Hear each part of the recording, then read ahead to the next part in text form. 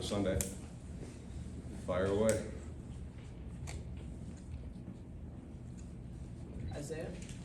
How's the quarterback competition looked early, and particularly JJ, considering we didn't get to see him at all in the spring? Yeah, so JJ definitely working his way back into it. I think we're blessed to have two guys that would start at most places, and we have two really good quarterbacks and the best players going to play. And I would say they're both really improved. If you look at last fall, Cade has improved physically. Just like any player's gotten better mentally with experience. He's playing at a really high level, and then JJ's done the same thing. So we're in a great position with both those guys. Austin? Matt, we were just talking to Sharon about the system that you guys have for calling plays. How do you feel like that works with two play callers, and what are kind of the mechanics of how that's going to go on game day?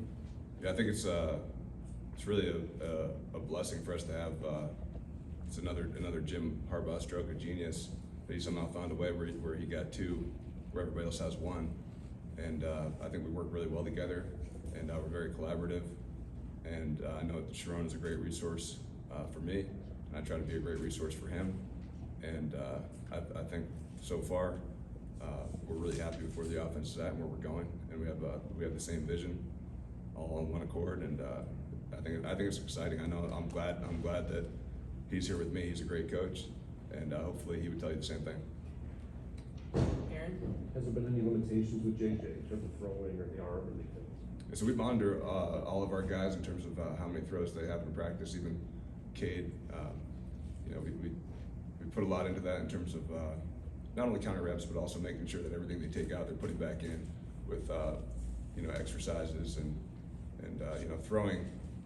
It's stress on the arm, just the act of throwing a ball. It's a weighted object. And it's an unweighted deceleration. So we do everything we can to make sure that they're putting everything back into their arms and taking care of their bodies. And JJ is on the exact same plan as everybody else. Angelique? With JJ's work with Tom House, what did you pick up from him in terms of treating the shoulder correctly and throwing mechanics, et cetera? Yeah, so I've tried to become a student of Tom, and also John Beck. He's been a great resource for us. And they're kind of from the same tree. Tom taught John a lot of what he knows, and I've tried to learn as much as I can from those guys. It's a continual process of learning, and it's helped me be a better coach, a better resource for those guys, and I think that's helped make them better quarterbacks. Did he teach you? I mean, not overthrowing at quarterbacks. Just like JJ was talking about coming in after games and throwing at 2 in the morning, whatever. But the guys not doing that anymore? Yeah, that's not something we're doing anymore. Yeah, that's right. Yeah. On the right, Ryan? How much time has Kaleb Williams been spending with the offense so far? I know it's early, but is he still working both sides of the ball? Yeah, he's splitting his time with both sides of the ball.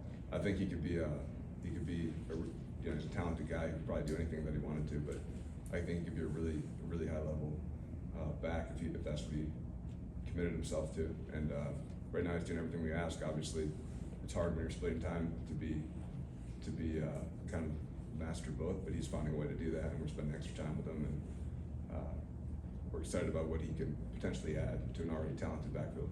So what are his attributes as a running back then? Yeah, so he's a bigger back, right? You have we have kind of an embarrassment of riches in the backfield with Blake Corum and Donovan Edwards, who both guys who will likely be playing at the next level, but they're not 200 and however many pounds Kaleb is. He's a really big physical guy, so he gives you that presence that obviously we know. We had a lot of success with Hassan last year. We're not saying that Kaleb is going to be Hassan, right? That we're just asking him to be Kaleb, but he adds an element that the other two really talented players is a little bit different. Michael? Matt, Sharon mentioned sort of the distribution of his workload when it comes to recruiting and being an offensive coordinator now relative to when he was just a position coach. And I'm wondering from your perspective, like with quarterback being such a individualistic type position, I guess, how involved do you have to be with that recruiting, given that it is such a unique spot, and what type of pressure is there because of how much attention is on that position in recruiting? So recruiting is really important because we all understand that the quality of your players is the biggest input into your program. So that's something that we all have a responsibility to. to do, and it's something that I take pride in. It's also something that, you know, I'm learning a lot about. It's not something that I did, you know, for the last 15 years. I was coaching football and trying to get better at that, and that's what I was, you know, invested in. And there's certainly, if I was in college football, I'd have 15 years of recruiting experience. I'd be a lot better at that, just like any job. But I think I'm figuring out and learning fast. And to answer your question with the quarterbacks, yes, that's what I'm focused on, recruiting. And we're fortunate too. We're not in a position where, because of what we were just talking about with Kate, JJ, we have other guys who are really talented. We're not looking to take a transfer like some other programs or anything like that. We're in a good place and happy with where things are. Reiner? Yeah, you mentioned